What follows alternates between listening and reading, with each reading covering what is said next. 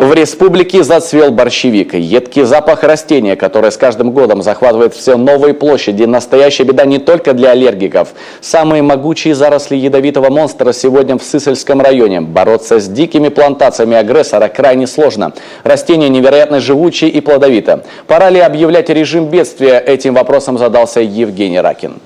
В нынешнем году только в одном совхозе Сысольской ими намечено засеять около 4000 гектаров. На этой площади теперь будет выращиваться 2 урожая в год.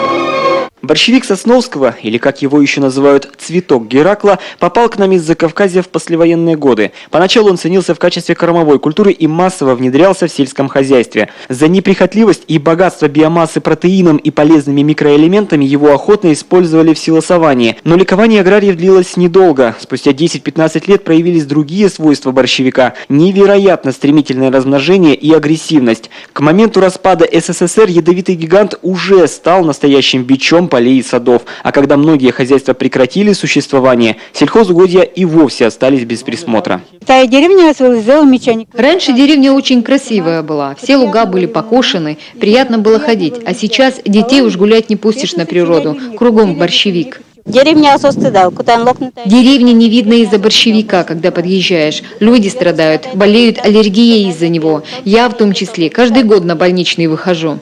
Таких деревень, как Горьковская, по всей России не сосчитать. Борщевик растет на каждом углу и чуть ли не в каждом дворе, будь то село или город. Одно монокарпическое растение дает от 20 тысяч семян, а зачастую и в разы больше. Другой опасной особенностью жгучего захватчика является разнокачественность этих семян. Некоторые плоды могут прорасти и 10 лет спустя. А потому борьба с этим крупным и неуязвимым растением предстоит долгая и бескомпромиссная.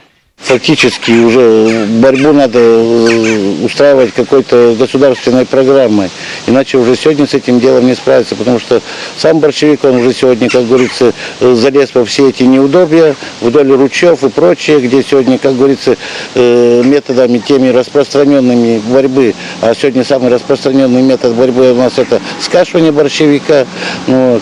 Это, конечно, малоэффективно. Существует несколько способов борьбы с борщевиком. Химикаты, скашивание, изоляция от солнечного света. Но даже на конкретно взятом участке ни один из этих методов не решит проблему в короткие сроки. На днях Совет общественности и руководство Сысольского района пришли к единому мнению. С опасной заразой необходимо бороться системно и сообща. В ближайшее время муниципальные власти намерены внести в правила по благоустройству новые требования. Они обяжут владельцев и арендаторов следить за чистотой своих земельных участков. При этом в администрации признают, решение возможно непопулярное и даже юридически сложно выполнимое, но и сидеть сложа руки больше нельзя. У главы либо другого должностного лица поселения появляется возможность при наличии зарослей борщевика на территории подведомственной кому-то, гражданину, юридическому лицу, неважно, индивидуальному предпринимателю, у него появляется возможность сообщить об этом в службу фитосанитарного надзора, которая в свою очередь имеет право по административному кодексу штрафовать собственников или пользователей земельных участков. В основу нормативного акта местные чиновники взяли опыт сельских коллег Московской области. Размер штрафа, правда, пока еще не утвержден, но сумма будет достаточно убедительной мотивацией, отметили в администрации муниципалитета. Конечно, в районе много и бесхозных территорий, но если удастся взять под контроль хотя бы частные земли, дело уже сдвинется с мертвой точки. Евгений Ракин, Константин Стратиенко, Вячеслав Беспалов, телеканал Юрган.